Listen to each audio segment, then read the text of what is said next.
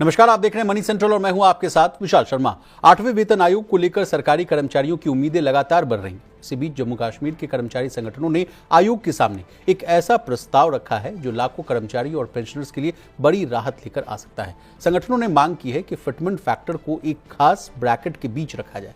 क्या है वो ब्रैकेट, प्रमुख मांगे क्या है, जानने समझने की कोशिश करेंगे। पूरी चर्चा में शामिल होने के लिए हमारे साथ मौजूद है प्रवीण शर्मा सर आपका मनी सेंटर में बहुत स्वागत है। थैंक यू विशाल। आज के शो में सबसे पहले कर्मचारी संगठनों की दलील को जो है समझने की कोशिश करेंगे। इसके बाद भारत में टेलीकॉम कंपनियों और बड़ी टेक कंपनियों के बीच छिड़ी रार को जो है डिकोड करेंगे और अंतिम में भारत में यूज्ड कारों का बाजार क्यों तेजी से बढ़ रहा है, इसको भी जो है समझने की कोशिश करेंगे। तो चलिए बिना देर किए फटाफट करते हैं मनी सेंट्रल की शुरुआत। 8वें वेतन आयोग को लेकर कर्मचारियों की उम्मीदें लगातार बढ़ती जा रही हैं। इसी बीच जम्मू कश्मीर के दो बड़े कर्मचारी संगठनों ने वेतन आयोग के सामने ऐसी मांग रखी है जो लाखों केंद्रीय कर्मचारियों और पेंशनर्स का ध्यान जो है खींच सकती है। संगठनों ने जो है फिटमेंट फैक्टर 2.86 से लेकर 3.68 के बीच तय करने की जो है वकालत करते हुए न्यूनतम बेसिक सैलरी को जो है मौजूदा 18,000 रुपए से बढ़ाकर 51,480 से लेकर 66,240 रुपए तक करने का प्रस्ताव दिया है। अब चूंकि मामला 8वें वेतन आयोग से जुड़ा हुआ है, प्रवीण सर का रुख करेंगे। प्रवीण सर, ये कौन सी नई डिमांड है? हालांकि लेटेस्ट अपडेट आपके द्वारा हम लोग ने ये जाना था कि 1 से 4 जो है तारीख तक जो है 8वें वेतन आयोग की पूरा टीम, पूरा अमला जो है जम्मू कश्मीर के दौरे पे था। वहाँ से क्या चीज़ें बाहर आई, क्या आउटकम है, समझाइए। नहीं, बिल्कुल इसी जो 8th पे कमीशन का पूरा जो दल था, जो कर्मचारी के साथ जो बातचीत के लिए वहाँ पहुँचे थे, उसमें दो जो बड़े संगठन हैं, एक ऑल एम्प्लॉयज़ जॉइंट एसोसिएशन और all Sikh minority employees association, इन दो संगठनों ने एक बड़ी मांग रखी है। और इस मांग में कहा गया है कि साहब जो फिटमेंट फैक्टर होना चाहिए वो 2.86 से लेकर 3.68 तक का होना चाहिए। और जैसा आपने बताया कि सैलरी 51,000 से 66,000 रुपये के आसपास होनी चाहिए, जो अभी 18,000 रुपये है। तो मिनिमम सैलरी को इतना बढ़ाए जाने की मांग की गई है।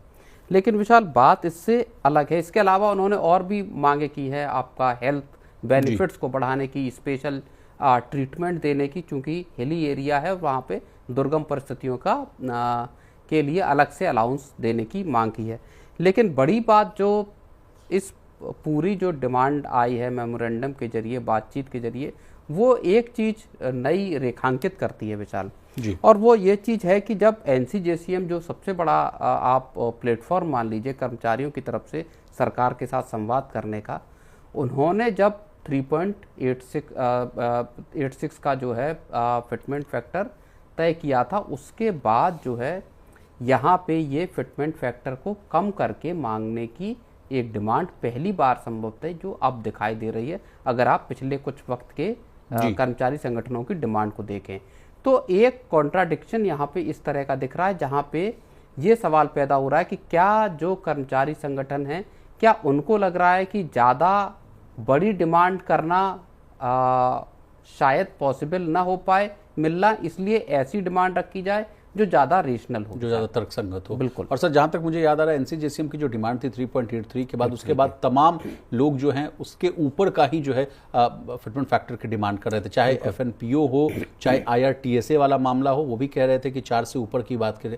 ये पहला आपने ठीक कहा, जम्मू कश्मीर से ही जो है पहली बार बात आ रही है कि थोड़ी सी नीचे। लेकिन चलिए अब इसको जो है सबसे ऊंची डिमांड जो है फिटमेंट फैक्टर को लेके वो 4.38 IRTSA वाले जो मल्टीपल फिटमेंट फैक्टर वाली बात थी, 5 फिटमेंट फैक्टर।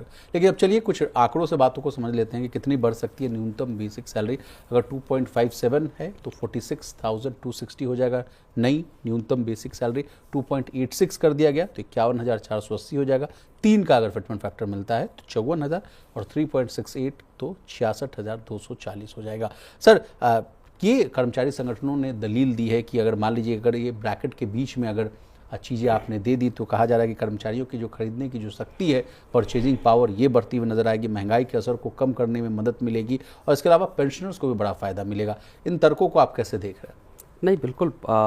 देखिए, डिमांड्स उस लिहाज से जायज़ कही जा सकती हैं कि साहब जिस हिसाब से महंगाई है, जिस हिसाब से खर्च बढ़े हैं, 10 साल के बाद एक पे कमीशन का गठन किया गया है और ऐसे में कर्मचारी संगठन और कर्मचारी लंबे वक्त से 1.25 करोड़ के आसपास जो कर्मचारी और पेंशनर्स को अगर आप केंद्र सरकार के जोड़ लें तो इन सबका लंबे वक्त से इस बात का इंतजार था कि कब सरकार नया पे कमीशन बनाएगी और उसकी सिफारिशों के बाद कब जो है वो सैलरीज में बढ़ोतरी होकर मिलेगी जी। तो जाहिर तौर पर सैलरीज में भी रिवीजन की बात है और एक जो डिमांड है कि साहब पूरा जो पेंशन है उसमें पैरिटी रहनी चाहिए, सभी के लिए पेंशन में एक रूपता यहाँ पे रहनी चाहिए। एक ये डिमांड भी इन दोनों संगठनों एक लास्ट सवाल मैं आपसे पूछना चाहूँगा सर, एक और डिमांड आई कि जम्मू कश्मीर के कर्मचारियों के लिए विशेष जो है व्यवस्था की मांग की गई, इसके पीछे क्या तर्क थे और ये क्या बात है सर?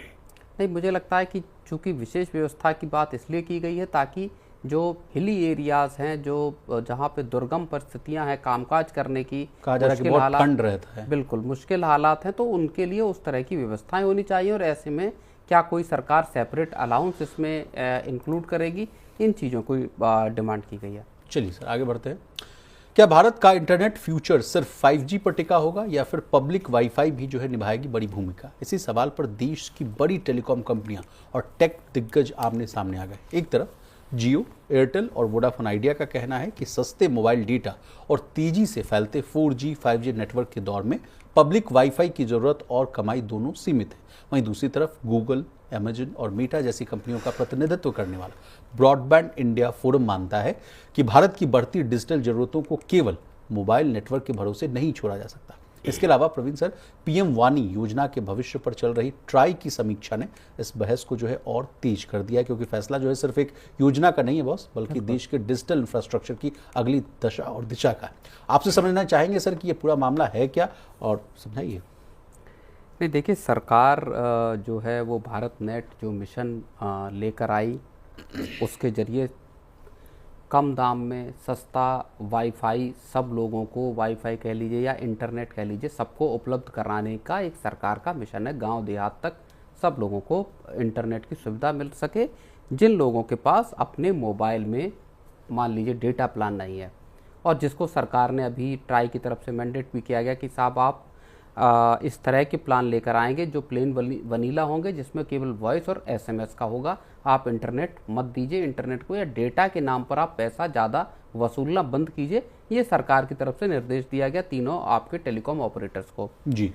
और उसी कड़ी में सरकार का एक जो मिशन था पीएम वानी या भारत नेट, जिसके जरिए आपको सस्ता वाईफाई चाहे ग्रामीण इलाके हों चाहे शहरी क्राउडेड प्लेसेस हों, उन सब में देने की बात कही।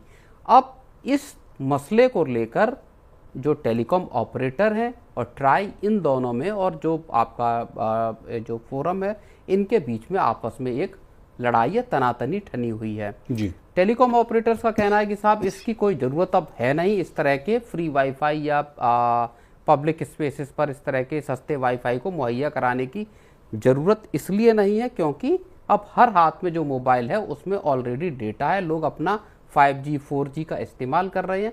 ये इस तरह के प्रोजेक्ट्स का कोई मतलब नहीं है। और जो सरकार एक जो टेलीकॉम कंपनियों से उनके रेवेन्यू का एक हिस्सा लेती है इसी फंड के तौर पर, ताकि सब लोगों को सस्ता वाईफाई मुहैया कराया जा सके, उनका कहना है कि इस फंड का इस्तेमाल दूसरे पर्पस में विशाल किया जा सकता है। जी सर, जियो ने तो है रेलटेल के जो है रेलवे स्टेशन पर जो वाईफाई प्रोजेक्ट है उसका उदाहरण देकर चीज़ों को समझाने की कोशिश की। कहा कि देखिए इस प्रोजेक्ट को अगर आप देखिए तो यहाँ उपयोग जो है बहुत काफ़ी मात्रा में हुआ, काफ़ी अधिक हुआ, लेकिन लंबे समय तक ये जो बिज़नेस मॉडल है अब वो लाभदायक यानी प्रॉफिटेबल जो है साबित नहीं होता हुआ दिख रहा है। इसलिए इन लोगों का जो तर्क है कि जियो ने कहा है सर, रिलायंस जियो ने, कि पब्लिक वाईफाई क्षेत्र की सबसे बड़ी समस्या जो है कमाई, मोनेटाइजेशन है।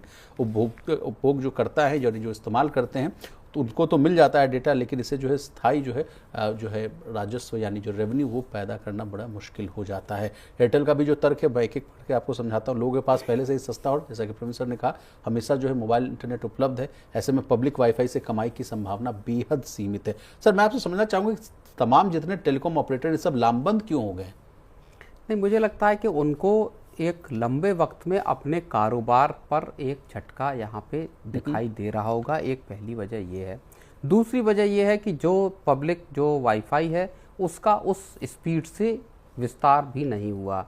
जो आपका जिस तरह से एक अप्रोच थी सरकार की कि ये लाखों की तादाद में लगेंगे, वो संभवतः उस तरह से सफल नहीं हुआ। हालांकि अभी भी जो 4 लाख के आसपास हॉटस्पॉट वो ऑपरेशनल जो है वो दिखाई देते हैं। तो मुझे लगता है कि इन कंपनियों को लगता है कि सरकार अपनी तरफ से इस मिशन को रोके, और चूंकि लोगों के पास खुद अपना डेटा है, ऐसे में उसकी कोई जरूरत नहीं है। अब दूसरे पक्ष की भी बात समझ लेते हैं सर। ब्रॉडबैंड इंडिया फोरम जो है, उनका कहना है कि भारत को केवल मोबाइल नेटवर्क पर निर्भर नहीं रहना चाहिए। बीआईएफ के जो सदस्य हैं सर, अमेजन, गूगल, मेटा, इनका मानना है कि देश की जो डिजिटल जरूरतें जो है भविष्य में इतनी बड़ी होंगी कि केवल मोबाइल ब्रॉडबैंड पर्याप्त नहीं होगा। और इसी को कहानी को जोड़ लेते हैं, स्टारलिंक का भी जो आना हो या क्यूपर का आना हो, वहाँ भी बात आ रही है कि जो दुर्गम क्षेत्र पर, जहाँ जो रूरल पेनिट्रेशन नहीं पॉसिबल हो पाया है, वहाँ जो है सैटेलाइट इंटरनेट सर्विसेज आएंगी तो चीज़ें जो है और आसान होंगी। इन तमाम बातों को समराइज करके कैसे देखें सर?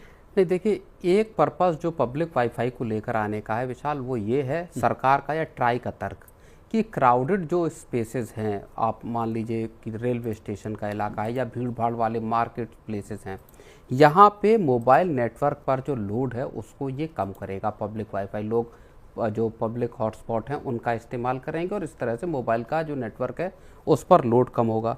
दूसरा एक जो बड़ा टारगेट है वो ये है कि साहब ग्रामीण इलाके और जो कम कमाई वाला तबका है उसको आप सस्ती दर पर आप डेटा मुहैया करा पाएंगे, उसको अलग से डेटा पैक खरीदने की ज़रूरत नहीं होगी।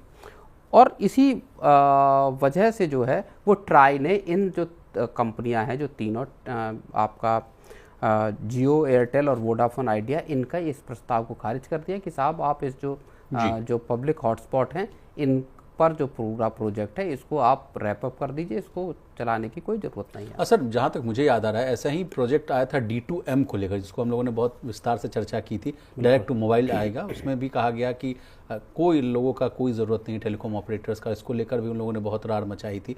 वो मामला क्या भी इस कहानी को जोड़ कर देखा जा सकता है, इस कहानी में जोड़कर? नहीं, दोनों चीज़ें देखिए थोड़ी सी अलग हैं। जब डायरेक्ट टू मोबाइल आएगा तो उसमें आपको डेटा की ज़रूरत नहीं है, सीधे सीधे आप मोबाइल पर अपना किसी भी फ्री जो DTH है या कंटेंट है उसको आप कंज्यूम कर सकते हैं। सरकार ने असल में, ट्राई ने एक काम जो किया है इनके लिए वो ये किया है कि जो आपका ब्रॉडबैंड का जो बैंडविड्थ है उसका प्राइस सरकार ने इनके लिए कैपिंग कर दी है कि आप, होता क्या है कि जो एयरटेल, वोडाफोन आइडिया या इस तरह की जो कंपनियां हैं यही आपको एक नेटवर्क देती हैं। कोई छोटा कारोबारी है, उद्यमी है, वो अपने यहाँ इसका सेटअप लगा सकता है और एक पब्लिक वाईफाई मुहैया करा सकते हैं, उसके बदले वो पैसे लेते हैं। लेकिन उस तरह से स्कीम ये वाकई परवान भी नहीं चढ़ी। और एक तरह से अगर देखा जाए तो जो टेलीकॉम ऑपरेटर हैं उनका तर्क भी जायज ही है। जी, लेकिन सर एक लास्ट सवाल मैं आपसे पूछना चाहूँगा कि सरकार का ये मकसद तो नहीं कि जिस तरह से इतनी जो मार पड़ रही है, महंगाई की मार, रिचार्ज को कराने में, चाहे ब्रॉडबैंड का अगर आप कनेक्शन लेते हैं उसके लिए आपको मोटी फीस अदा करनी होती है, या मोबाइल चलाने के लिए, अगर सब जगह सोचिए, कल्पना कीजिए सर, अगर सब जगह अगर सरकारी अगर वाईफाई मिल जाए तो आदमी का जो इतना जो मोटा पैसा हर महीने जाता है ये बच जाएगा?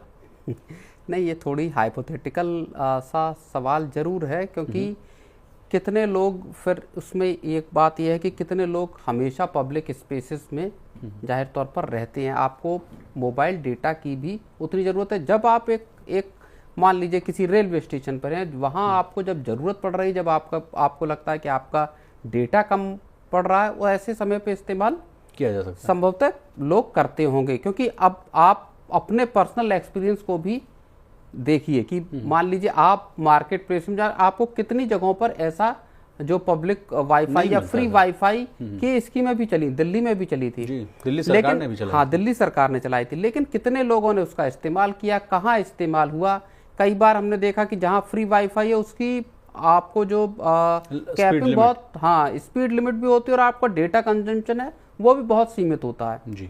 तो वो बहुत ज़्यादा यूजफुल साबित भी नहीं हुए विशाल, मुझे लगता है। बहुत R&D और बहुत इंफ्रास्ट्रक्चर या केपेक्स की जरूरत होगी, तब जाकर वो चीज़ें बेहतर होंगी। चलिए आगे बढ़ते हैं सर।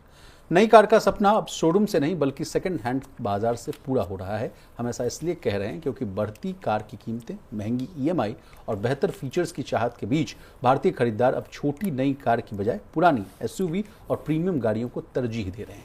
यही वजह है कि देश का यूज्ड कार बाजार तेज रफ्तार से आगे बढ़ रहा है और आने वाले वर्षों में $70 अरब का बिजनेस बन सकता है। रेड सीट की रिपोर्ट भी आई है सर, क्या कहा गया है इस रिपोर्ट में, आसान भाषा में समझाइए।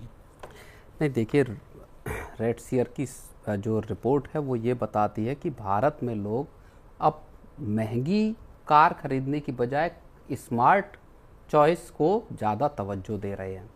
पैसा खर्च करना ही सिर्फ और एक वो विकल्प नहीं है, बल्कि आप किस तरह से स्मार्ट बाइंग करते हैं, ये ज़्यादा लोगों के दिमाग में चीज़ आ रही है। और इसमें ये बात कही गई कि साहब भारत का जो पुरानी कारों का बाज़ार है वो FY 31 तक $70 अरब पर पहुंच सकता है। लोग अब दरअसल अपने पैसे को बचा रहे हैं और ये सोच रहे हैं कि अगर मैं 10 लाख की नई कार खरीदूं, उससे बेहतर है कि आप 5 लाख या 4 लाख की पुरानी कार, जिसकी 3 साल तक की या 4 साल तक की ही चली हुई कार, वो खरीद ली जाए। तो एक जो नई कारों के बाजार के साथ साथ पुरानी कारों का बाजार, और उसमें ये भी बताया गया है कि 15 से 20% की CAGR से ये मार्केट आगे बढ़ रहा है विशाल जी। तो वर्तमान में हर साल करीब सर 60 लाख जो है यूज्ड कारें बिकती हैं और अगले 5 वर्षों में ये संख्या बढ़कर जो है 90 लाख से लेकर 1 करोड़ तक पहुंच सकती है। और अगर कहा जा रहा है, जैसा कि प्रोफेसर ने कहा, कि अगर और भरोसा बढ़ता है, फाइनेंशिंग और मजबूत होती है और स्टैंडर्डाइजेशन जो है वो बढ़ता है, वो समस्या अगर दूर होती है, तो कहा जा रहा है कि 15 से 20% की CAGR से जो है दर आगे बढ़ सकती है। तो अब चलिए, नई कार की बजाय पुरानी SUVs क्यों खरीद रहे हैं लोग, ये भी हम समझने की कोशिश करते हैं। कहा जा रहा है सर कि लोग सोच रहे हैं कि छोटी नई हैचबैक की बजाय पुरानी SUV खरीद ले, बेस मॉडल की बजाय प्रीमियम वेरिएंट खरीद लिया जाए, कम कीमत में ज़्यादा फीचर वाली गाड़ियाँ खरीद ली जाए, कम EMI में जो है बड़ी कार खरीद ली जाए। यानी एस्पिरेशनल तो है आदमी, एस्पिरेशन मिडिल क्लास तो बहुत है सर, लेकिन उसके लिए कम कीमत अदा करना चाहता है। ये बात जो है आती है। उसमें जो सेलर हैं उसका भी एक फैक्टर बनता है कि लोगों की जो कार का लाइफ साइकिल है, बेसिकली एक कार के लोग जो खरीदते हैं उसको कितने वक्त तक अपने पास रखते हैं, होल्ड करते हैं। हाँ, होल्ड करते हैं और उसके बाद बेचने के लिए निकालते हैं। पहले दरअसल वो 7-8 साल का हुआ करता था, अब वो 4-5 साल पर आ गया है। यानी हर चौथे 5वें साल में लोग अपने पास मौजूद कार, और ख़ास तौर पर ऐसे लोग जिनकी सैलरी अच्छी है, जिनकी कमाई अच्छी है, वो लोग कारों को बदलना चाह रहे हैं।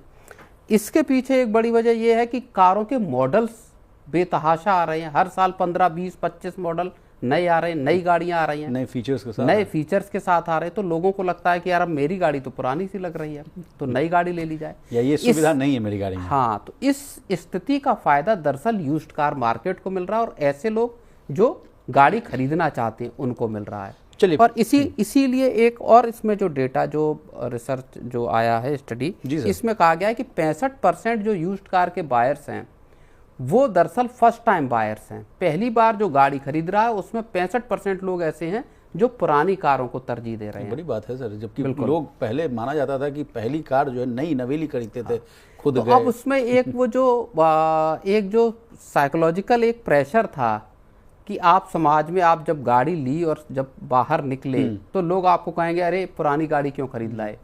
अब वो एक जो टैबू था या एक ब्लॉकेट था वो भी दरअसल टूटा है। चलिए, अब इसी के साथ एक बड़ी समस्या जो उत्पन्न हो रही है सर, जहां अब तक मैं समझ पा रहा हूँ कि स्टार्टर कार, इनका क्या होगा। मारुति का रोना फिर स्टार्ट हो जाए, क्योंकि लगातार हम लोग जो कार सेगमेंट से जुड़ी हुई तमाम खबरों को मनी सेंट्रल में करते थे, वो कहते थे कि देखिए भारतीय जो है लोग, वो सबसे पहली गाड़ी जो है वो छोटी गाड़ी खरीदते हैं।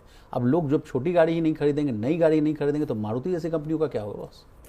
नहीं, ऐसा नहीं है कि लोग छोटी गाड़ियां खरीदना ही बंद कर देंगे।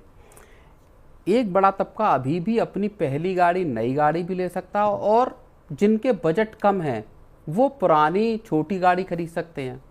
सपोज किसी का बजट ही 1.5 लाख या 2 लाख का है और इच्छा है परिवार की कि साहब एक गाड़ी अब ले ली जाए, तो आप एक पुरानी स्मॉल कार ले सकते हैं, चाहे मारुति की हो, ऑल्टो हो आपकी, या इस तरह की जो तमाम गाड़ियां हैं, एस्प्रेसो है, ऐसी। तो मारुति की गाड़ियों की फिर भी बिक्री जारी रहेगी। और मारुति की गाड़ियां बिकने की एक बड़ी वजह रूरल मार्केट भी है विशाल जी।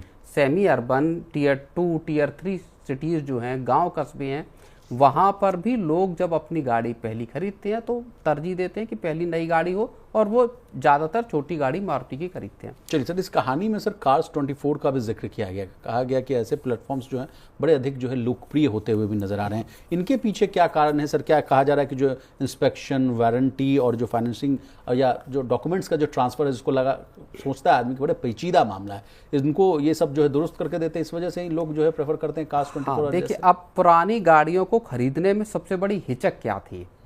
सबसे बड़ी हिचक ये थी कि जब आप गाड़ी खरीद रहे हो और अननोन किसी व्यक्ति से खरीद रहे हैं, तब तक तो ठीक है, जब तक मान लो मैं आपकी गाड़ी खरीद रहा हूँ तो मुझे पता है कि आपने, विशाल ने किस तरह गाड़ी चलाई है, कितनी रनिंग है, क्या है, आपकी जेन्युइन चीज़ें पता हैं।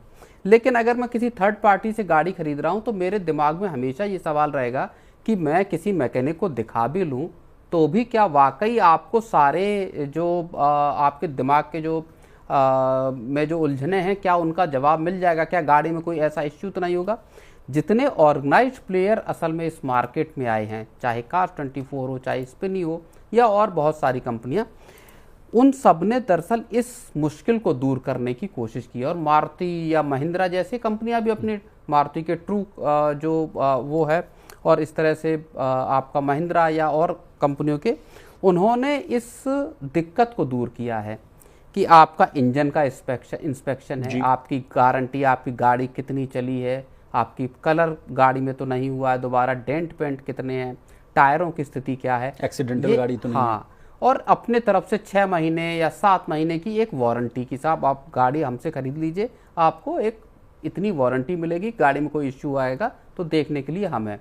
सीमलेस प्रोसेस है कि आप गाड़ी जो खरीद रहे हैं उसका ट्रांसफ़र आसानी से है आरटीओ से, और बाकी आपकी आरसी वगैरह का, इंश्योरेंस को लेके दिक्कत है। ये सारी चीज़ें जो हैं वो इन जो ऑर्गेनाइज्ड प्लेयर हैं उन्होंने ख़त्म किया। और एक जो बड़ा जो मुश्किल थी लोगों के सामने कि जो गाड़ी खरीद रहा हूँ वो किस तरह की कंडीशन में है, वो असल में दुविधा दूर की। एक लास्ट सवाल मैं आपसे पूछूंगा सर कि कार लोन मिलना भी बड़ा आसान हो गया, ये भी एक बहुत बड़ा फैक्टर है, कुछ ऐड करना चाहेंगे? नहीं, बिल्कुल, ये भी परेशानी असल में इस तरह के जो ऑर्गेनाइज्ड प्लेयर आए हैं, और अब तो बल्कि बहुत सारे जो बैंक हैं, एनबीएफसीज हैं, वो पुरानी कारों पर उतने ऊंचे ब्याज दरों पर अब कर्ज नहीं देते।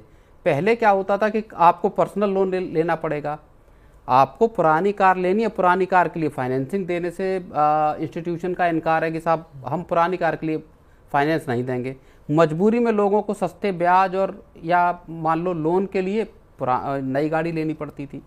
अब फाइनेंसिंग की सुविधा आसान हुई है जी, और इस वजह से भी लोगों का रुझान पुरानी कारों पर विशाल बढ़ा है। तो चलिए, ये तो रहा मनी सेंट्रल, लेकिन आप